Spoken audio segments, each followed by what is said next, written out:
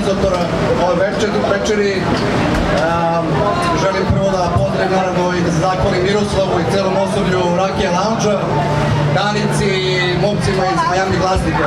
I naravno svima vama koji ste došli ovde da podržite jedan ovakav skup, jedan kulturni skup kojeg nema dovoljno u Majamiju, nažalost.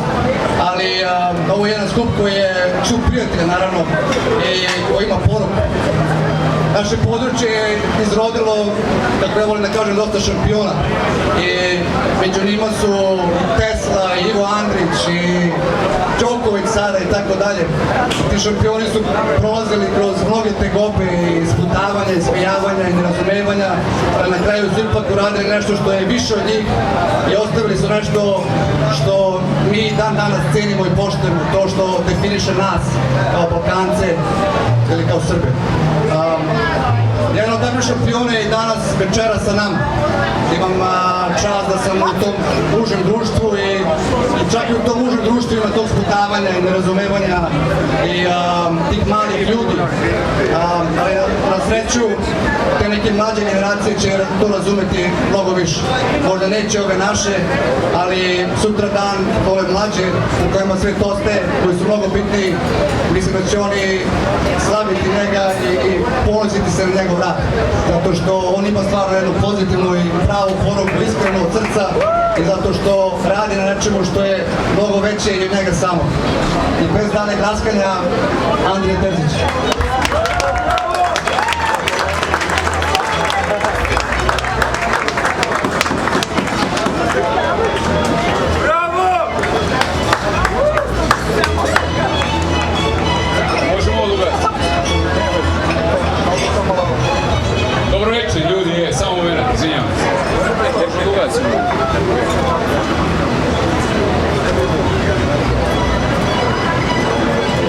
Moji zahtevi nikad nisu materijalni.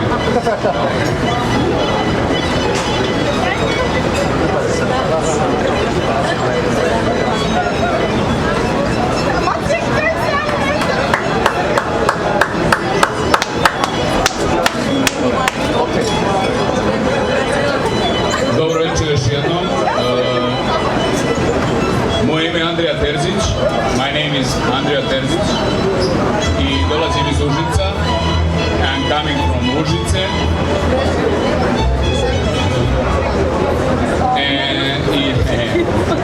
I večera sam ovde sa vama u Majamiju. Ne znam kako da vam objasnim. Ovo je moja 81. promocija širom sveta, ali opet i dalje kao da je druga ili treća. Svakako prvo pod broj 1 želim da zahvalim svima koji su učestvovali u organizaciji ove promocije. Kao što je Mila već rekao, ja ću ponoviti: hvala Rakija Lounge-u, hvala Danici, hvala Milanu, hvala Levi, hvala mojim prijateljima koji su došli. Thank you guys who are from America here. Ono što je zaista upečatljivo, to je da sada imamo neki sklop ove muzike koju čujete i nečega što je malo drugačije, jel da,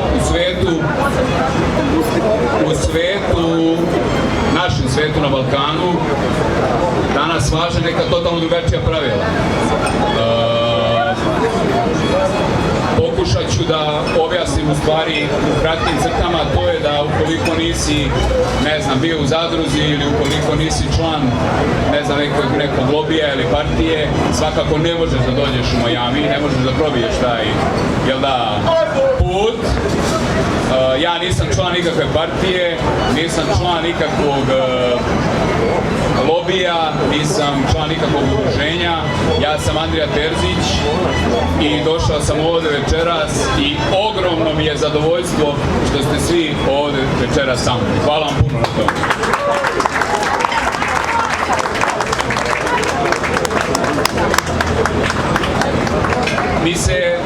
Mi se unapred izvinjamo što kasnimo, jer i dalje neki ljudi nisu došli koji bi trebalo da dođu, ali ovi koji su došli prvi, to jest vi koji ste došli, zaslužujete i više od njih, jer svakako ono što je Picasso ja sam rekao, ko ne nađe način, kako kaže, nađe izgovor.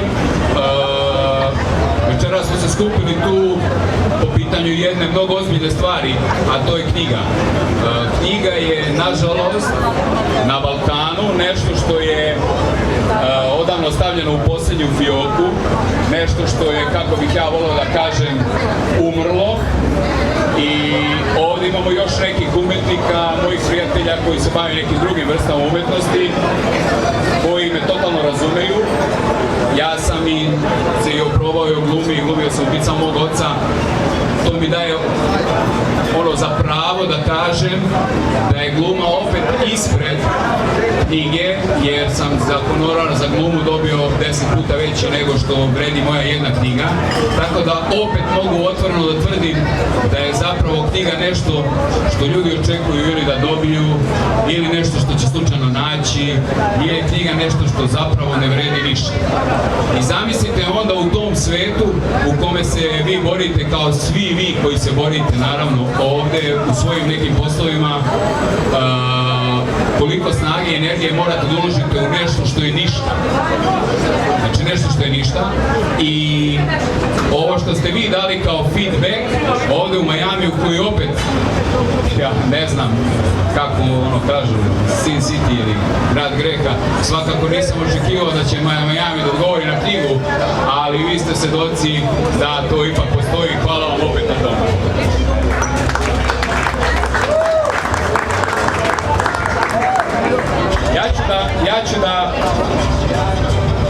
Ja ću da pročitam jedan, mislim, ovako.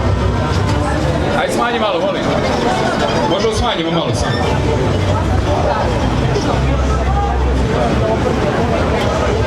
Znači ovako, ja svaku promociju počinjem onako iz glave i ništa ne čitam, što se tiče nemam ništa spremljeno i tako dalje. I malo pre dok su dolazili Danica, ja i Lima, meni je prošlo kroz glavu kako bih mogao da otvorim promociju, i onda sam se odlučio da to bude jednim odlomkom iz knjige Preko puta istina, mog prvog romana, u kome zapravo garantujem da će 99% ljudi koji se nalazi ovde večeras se pronaći. I ako mi dozvolite, ja ću pročitati taj odlomak.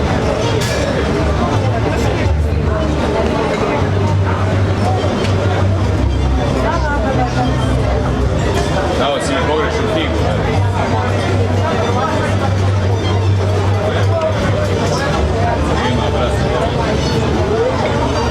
Ovako. Može samo malo pažnje, izvinjavam se. Može samo malo pažnje, eto ono.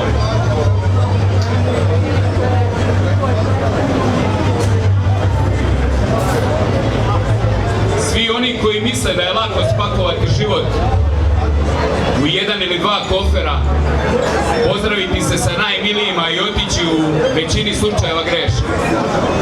Mi gazimo poput velikih vojskovođa koji srcem idu u krajeve za koje su samo čuli, i to iz priča koje kakvih ljudi kojima je teško verovati, noseći breme veličine neba.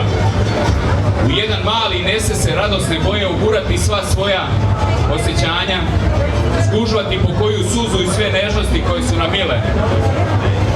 Zaključamo ga i ostajemo kod kuće nadajući se da će do našeg povratka ga niko naći neće i da to uvek krijemo od drugih i sebe sami. U lepim pričama to nećemo pomenuti, jer nalik tim istim vojskovođama niko za taj neseser ne sme znati. Manje će nas ceniti i naše ideje ne baš pametni zvati. A obratno je, čovjek je satkan od ljubavi, kamena stvorenog peskom, emocije starog korova u dubini. Ko kamena ima više, taj je bolji, a ko korova, taj je lošiji i zavidniji. Od tuda nam se kameno srce naizgled čini ružno, a to je samo maska. Ono što njega u dubini čini jačim nije korov, već ljubav.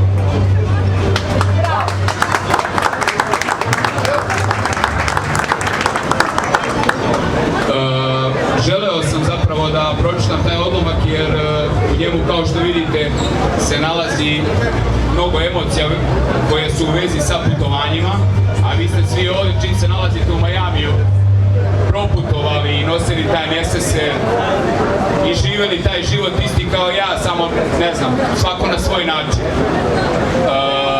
Roma preko puta istina je knjiga koja je već duže vremena bestseller na Balkanu i ona je sasvim slučajno, mogu reći, to i postala.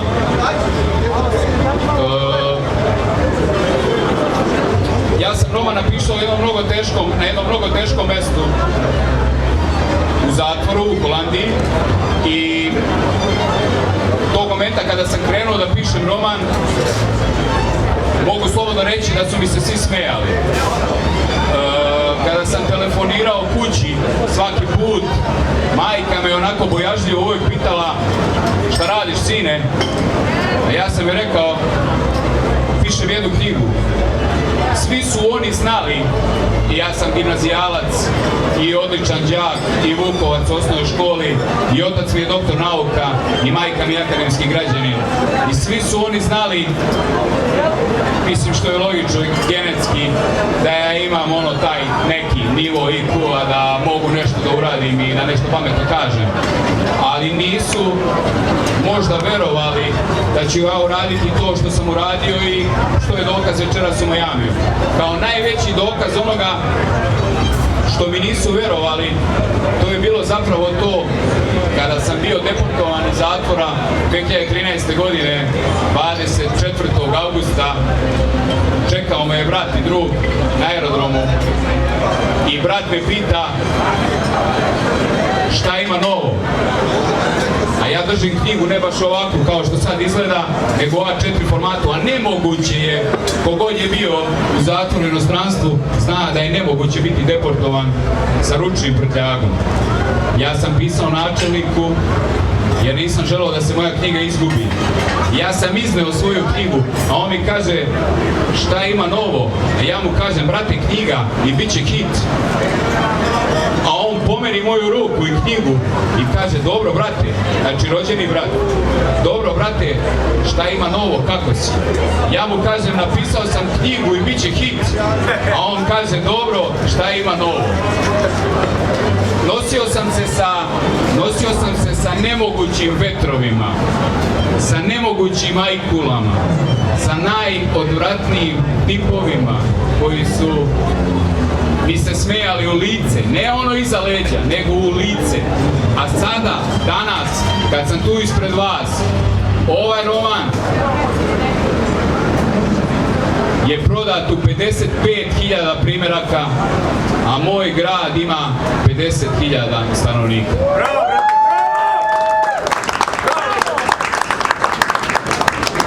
Sad, događalo se mnogo toga, zaista mnogo toga. Ako je 81 druženje na različitim mestima, događalo se zaista mnogo toga. Bilo je i problema, i ne problema, i neverovatnih situacija i svega. Ali imao sam jednu izvrsnu promociju u Zagrebu, gde me jedna škakljiva novinarka pitala koja je najveća vrednost tvoje prve knjige. Ja sam je onako na prvu, kao što i sad vidite, na prvu sve i radim, tako i pričam, rekao najveća vrednost moje knjige je u dve stvari. Prva stvar je što je 7 ljudi iz moje ulice, Bosanske, u Užicu, prvi put pročitalo knjigu. To je prva stvar. A druga stvar je, ukoliko u bilo kojoj knjizi, kakva god da je ona, nađete nešto što je poučno i pametno za našu decu, ta knjiga valja. Neću pominjati neke druge autore koji čak možemo svrstati u ljude koji rade bojanke. Svaka knjiga koja ima 5 rečenica poučnih, iz kojih nešto može da se nauči, nečemu vredi. A ja ću vam večeras dokazati zašto. Evo sad, pitanje jedno za sve, za ceo lokal Rakija bar. Pitanje jedno za sve. Da li neko zna, jeste čuli za kada kažu pravi se Toša? Jeste čuli za to? Da li neko zna odgovor zašto je to? Zbog čega? Zbog čega ide ta... Pravi se važan. Kako? Pravi se važan. Pravi se važan. Ok, ili ima neko drugi odgovor? Zašto je pravi se Toša? Pravi se lud. Evo ovako, znači ne zna niko, da. Sad ću ću vam pročitati nešto. Znači, ja sam istraživao to i u fusnoti na 68. strani kaže ovako: mitropolit Stefan Stanimirović jednom je u svojim spisima, u kojima je uredno obaveštavao Beč o srpskoj vojsci uoči prvog srpskog ustanka, napisao: Turci ne mogu među Srbima tako lako naći špijuna, stoga moramo ulaziti u zemlju njihovu vrlo oprezno kao u tamnu noć. Aludirao je najviše na Tomu Milunovića, komadanta srpske artiljerije, koji je konstruisao prvi rasklopivi top na svetu. Pazite, prvi i jedini rasklopivi top na svetu. Taj je top za samo par minuta bio rastavljen na 5 delova koje su pešaci prenosili na drugi položaj. On je bio topčivaša, artiljerijski vojvoda poreklom iz Morinja Boka Kotorska. Interesantno je da Milunović počeo karijeru kao moreplovac i postao bogat trgovac u Trstu. Sav imetak je uložio u prvi srpski ustanak. Posebno je bio vešt u ukrivanju identiteta ustaničkih poslova. U Srbiji se krio iza nadimka Toša i pravio se da je nevešt, neuk i glup. Zato je u narodu nastala izreka pravi se Toša.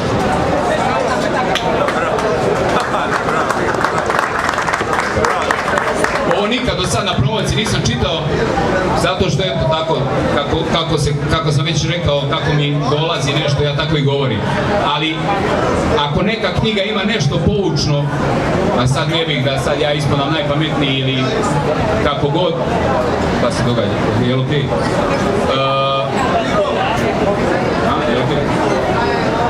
Poenta nije, manje. Aj, pojačaj. Pojačaj.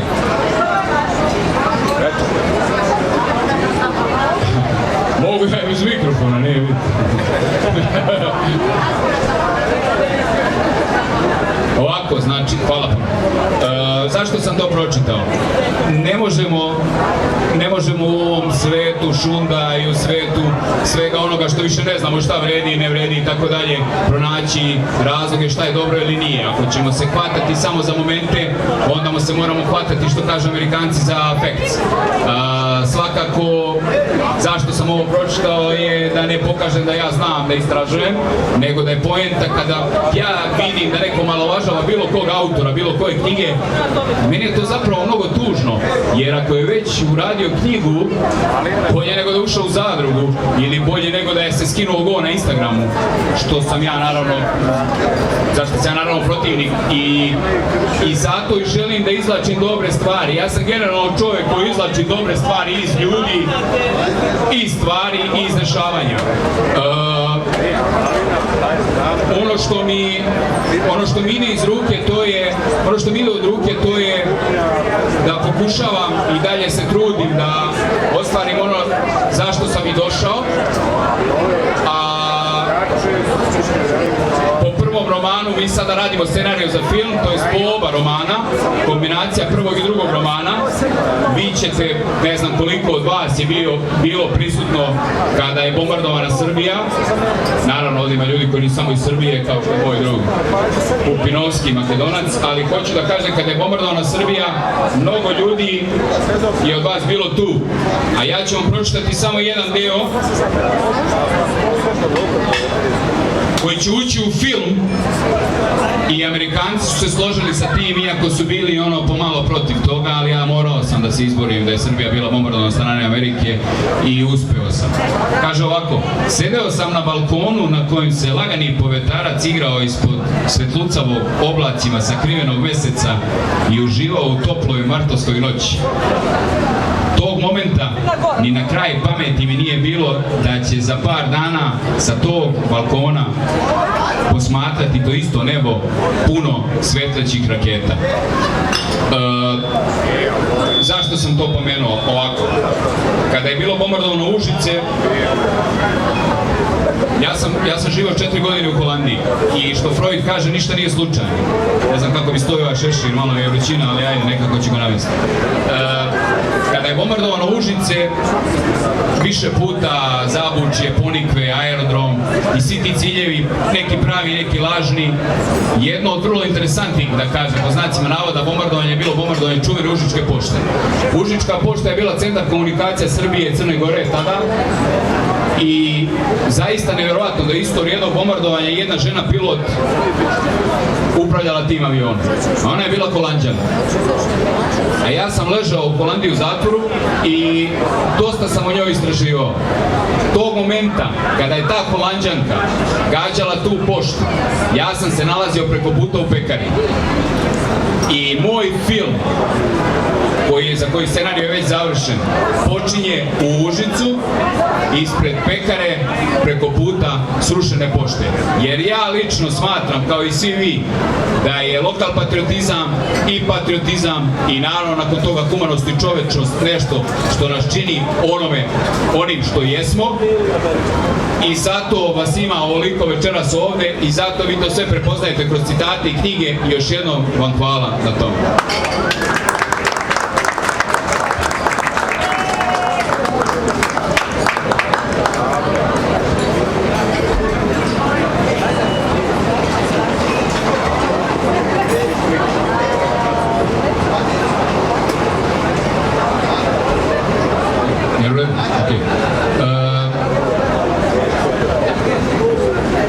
Sad zapravo Miami je mesto, vi ovde živite, ja sam ovde drugi put u životu i naravno sviđa mi se ta energija i to sve. Ja generalno nikad ne bih mogao ovde da živim jer bi me to ponelo onako nekako, jer sam nevinog duha i zato cenim vaš opstanak ovde i vašu borbu. To što sam uopšte pomenuo početak romana i sve što se događa u vezi sa romanom nije imalo nikakve veze sa tim zašto je Srbija bombardovana i zašto se ja nalazim u Americi i zašto se to dogodilo.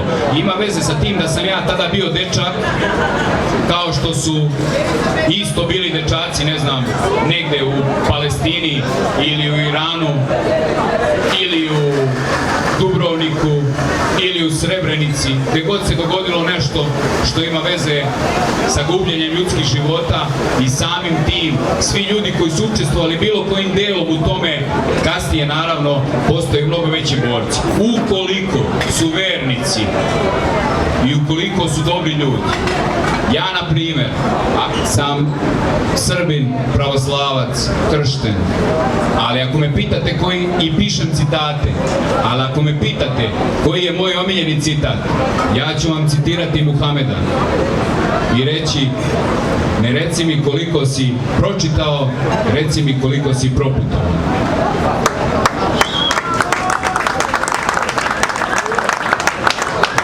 Zato sam samo hteo da se ogradim od toga i da kažem da ukoliko je neko pogrešno razumeo. Druga knjiga, znači Plivač, kao što si mi je najavljeno.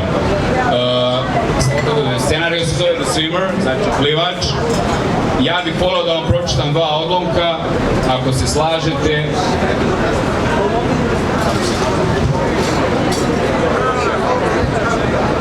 Idemo sad.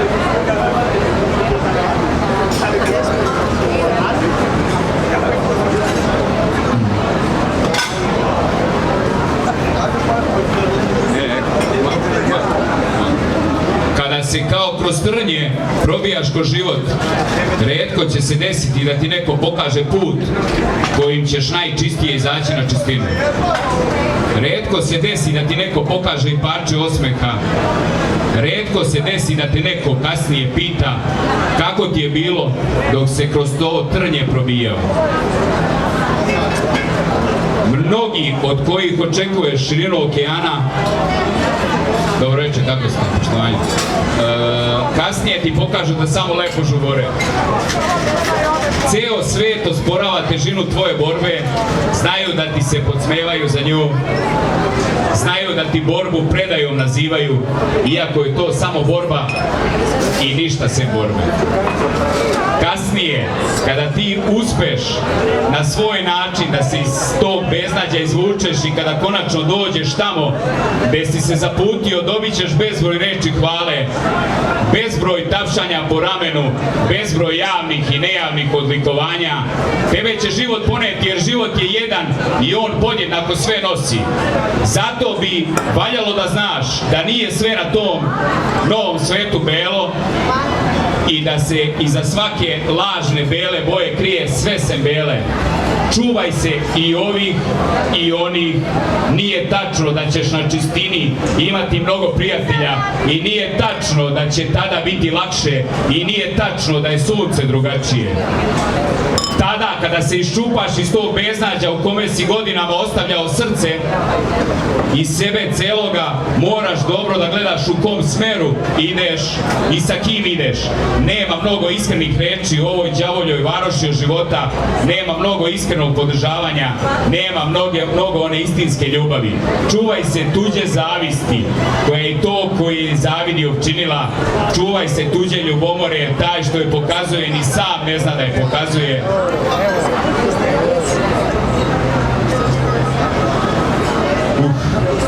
I čuvaj se svih onih koji su te voleli bez razloga, a sad te bez većeg razloga ne vole. Jer oni ne vole ni sebe same. Imaš jedan život, jednu majku imaš kraj sebe ili u srcu. Za uvek jednog sebe imaš, čuvaj se i bori, pravedno, voli i ne mrzi. Svi ti mali ljudi postaće vremenom potpuno nevidljivi, a tebe će Gospod Bog za tu borbu nagraditi.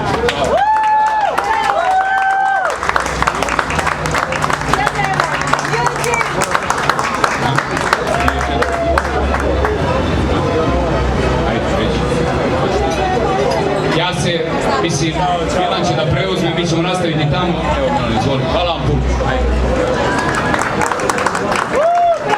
Ništa, samo svima završno reći da za ostale komentare, razgovor, potpisivanje knjiga ili kupovinu knjiga možemo da se predstavimo pozadi i naravno slikanje i sve ostalo što je uz to. Pozdrav svima i